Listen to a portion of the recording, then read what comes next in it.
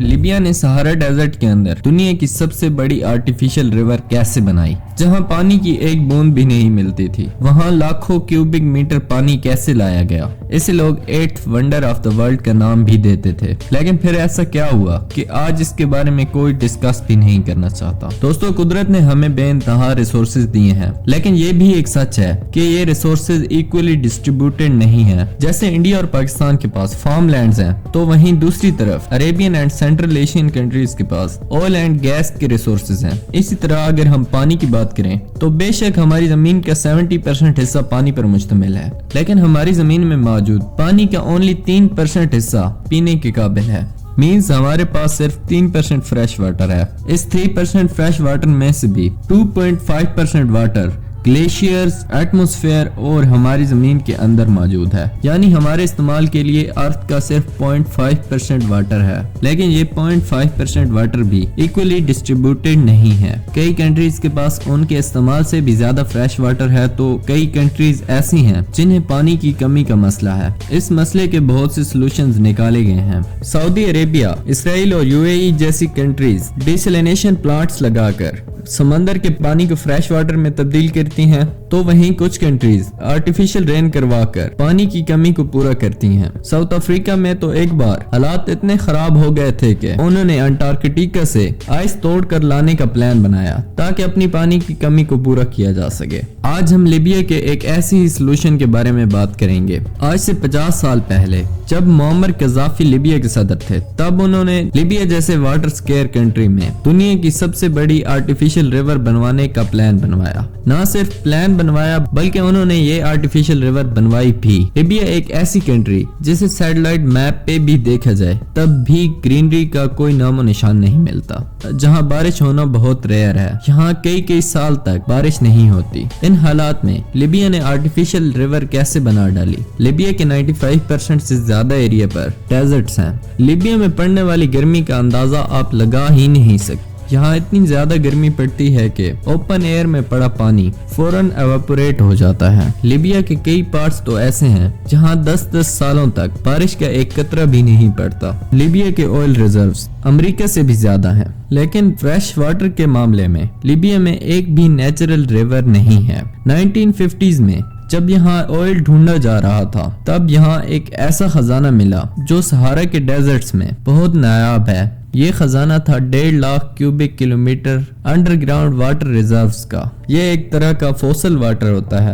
جسے نوبین send stone ایکویفر system کہا جاتا ہے۔ یہ فریش ریزروز اتنے بڑے تھے کہ آپ ان کا اندازہ اس بات سے لگائیں کہ یہاں سے ملنے والا پانی پوری دنیا 40 سالوں تک استعمال کر سکتی تھی۔ یہ سارا پانی لیبیا کے ایسٹ میں تھا۔ اس وقت کے لیبین پریزیڈنٹ معمر قذافی اس اپرچونٹی کو ضائع نہیں کرنا چاہتے تھے۔ وہ یہ سارا پانی ایک آرٹیفیشل ریور بنا کر لیبیا کی سٹیز میں پہنچانا چاہتے تھے۔ یہ پلان تو آسانی سے بن گیا، لیکن اسے کمپلیٹ کرنا اتنا ہی ڈیفیکلٹ تھا۔ مسئلہ یہ تھا کہ نوبین واٹر انر لیبیا میں تھا، جبکہ لیبیا کی زیادہ تر پاپولیشن کوسٹ کے قریب رہتی ہے۔ نوبین واٹر اور لیبین سٹیز کے درمیان کافی فاصلہ تھا۔ انجینئرز کے مطابق لیبین سٹیز تک واٹر پہنچانے کے لیے 2800 کلومیٹر لمبی آرٹیفیشل ریور بنانی ہوگی۔ جب یہ ایسٹیمیٹس معمر قذافی کو بتائے گئے تو انہوں نے ہمت نہیں ہاری، لیکن یہاں ایک اور مسئلہ پیش آیا۔ سہارا کی اتنی زیادہ گرمی میں جہاں پانی فوراً ایواپوریٹ ہو جاتا ہے، وہاں ایک اوپن ایئر آرٹیفیشل ریور بنانے کا مطلب تھا کہ آدھا پانی سٹیز میں پہنچنے سے پہلے بھاپ بن کر ہوا میں اڑ جائے گا۔ اب اس کا سلوشن یہ نکالا گیا کہ اس ریور کو زمین کے اندر بنایا جائے گا۔ اس کام کے لیے بہت سے پائپس کی ضرورت تھی، ہر ایک پائپ 13 فٹ تھک، اس کا وزن 80 ٹن، اور ایسے 5 لاکھ پائپس بنائے جائیں گے تو پھر 2800 کلومیٹر لمبی آرٹیفیشل ریور بنانا ممکن ہوگا۔ اتنے زیادہ پائپس بنانے کے لیے لیبیا میں ہی بہت سی فیکٹریز لگائی گئیں جن میں یہ پائپس تیار کیے گئے۔ یہ کنکریٹ اور سٹیل سے بنائے گئے پائپس تھے۔ ہر ایک پائپ میں 8 کلومیٹر لمبی سٹیل وائرز استعمال کی گئی۔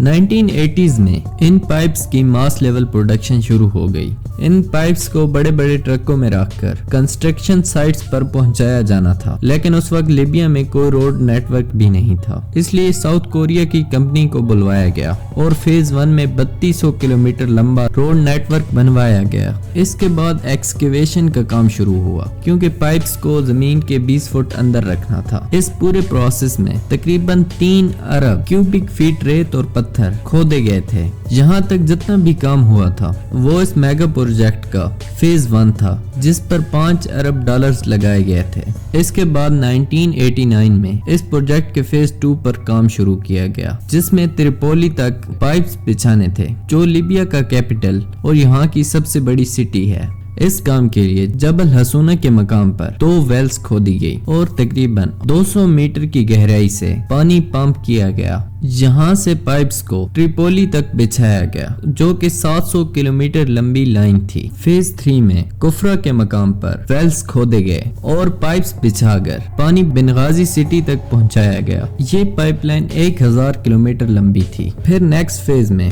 इन दोनों को आपस में कनेक्ट करना था। लीबिया के इस मेगा प्रोजेक्ट में 5 बड़े बड़े वाटर रिजर्वोयर्स भी बनवाए गए। ये रिजर्वोयर्स वाटर को स्टोर करने का काम करते थे। इनका डायमीटर 1 किलोमीटर है, जो आज भी कायम और दायम है। Guinness book of world records के मुताबिक लीबिया का ये प्रोजेक्ट दुनिया के सबसे बड़े मैन मेड रिवर के साथ साथ दुनिया के सबसे बड़े इरिगेशन सिस्टम में से भी एक है।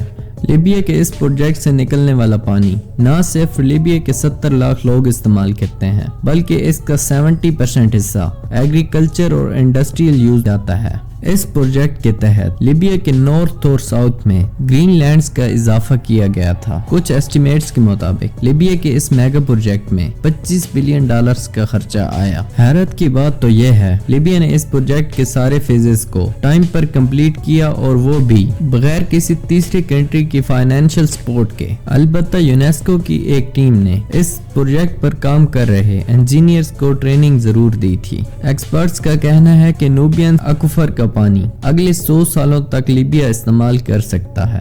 अगर लीबिया डिसैलिनेशन करके फ्रेश वाटर बनाता तो उस पर 10 गुना ज्यादा खर्चा आता। ये प्रोजेक्ट बनाकर लीबिया पूरी दुनिया पर छा गया था, लेकिन बुरा वक्त आने में देर नहीं लगती। 2011 में लीबिया में सिविल वार शुरू हो गई। मुअम्मर कज़ाफी मारे गए और नेटो के एक मिसाइल स्ट्राइक की वजह से इस प्रोजेक्ट के फेज 4 और 5 के लिए बनाए जाने वाले पाइप्स की फैक्ट्री तबाह हो गई और इस प्रोजेक्ट पर मजीद काम रोक दिया गया। 2014 से 2020 तक सेकेंड लीबियन सिविल वार के दौरान पूरे इंफ्रास्ट्रक्चर को नजरअंदाज कर दिया गया। पाइप्स की मेंटेनेंस और रिपेयर पर बिल्कुल ध्यान नहीं दिया जाता था, जिस वजह से कई बार वाटर सप्लाई रुक गई थी। 10 अप्रैल 2020 को चंद मिलिटेंट्स ने लीबियन कैपिटल की तरफ जा रही पाइपलाइन पर कब्जा करके लीबियन कैपिटल का पानी रोक दिया। आज लीबिया में सिचुएशन ये है कि ऑलरेडी कंप्लीट फेजेस के पाइप्स की मेंटेनेंस भी सही से नहीं की जा रही। त्रिपोली और बेनगाजी को पानी की कमी का सामना है। जहां पानी खुशहाली लाया था, वहां आज फिर वाटर शॉर्टेज का सामना है।